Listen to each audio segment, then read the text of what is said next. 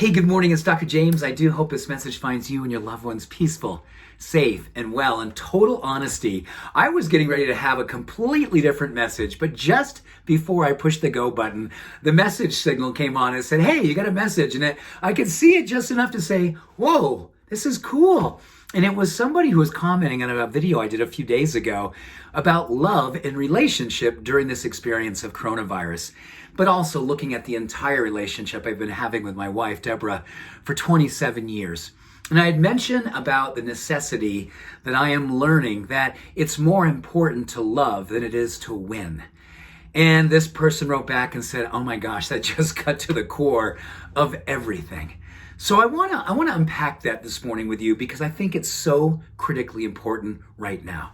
And whether or not you're in a relationship, whether or not you have a partnership, a marriage, children, whatever the case may be, I'm very, very understanding more and more. And frankly, this morning as that message came in, it's been something that's been on my heart over the last few days about the necessity of me needing not to win, but more importantly, needing to love. And that is my victory. And not to sound cliche and not to sound like, oh, that's a nice thing to say. No, it's not a nice thing to say. It's the most important way to be right now.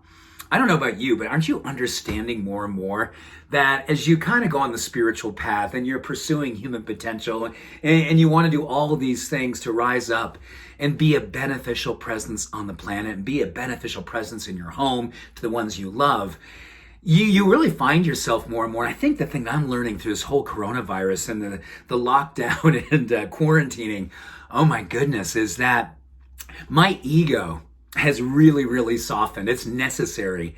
And I've still got a lot of work to do. I'll probably have work to do the rest of my life. Of course I will. I'll be just really honest, just be honest.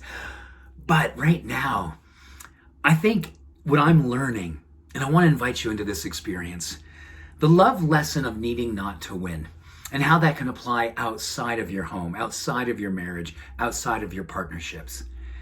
And how it is that when you look onto digital platforms, you look out in the world and you see some of the things that are happening. People who have a different belief system than you. People have a different way of protesting certain things than you believe is correct or just. People who just see differently, and our ego comes up and our anger comes up and our defensiveness comes up.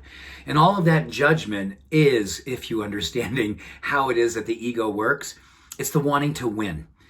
But here's the difference. Wanting to win by putting them down or wanting to win by proving them wrong isn't necessarily going to be the victory I think we're all looking for.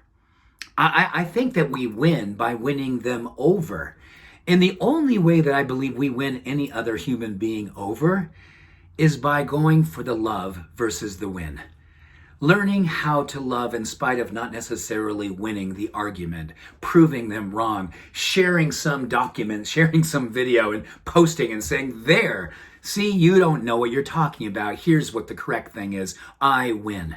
Well, what if we just took a day?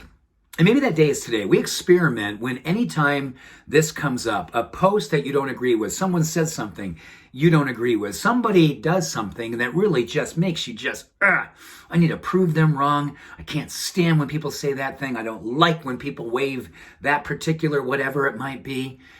You breathe, you step back, and you say, I'm going to see whether or not love can win them over. And maybe that's just not responding. Maybe that's absolutely just stepping back and praying. Maybe that's closing your eyes and affirming their peace because you know when someone comes out and says something that you know is overtly angry or overtly hateful, there's coming from a different place that you may not ever understand or ever need to understand. But the only way that we come together is by all sides. It's a beautiful thing, right?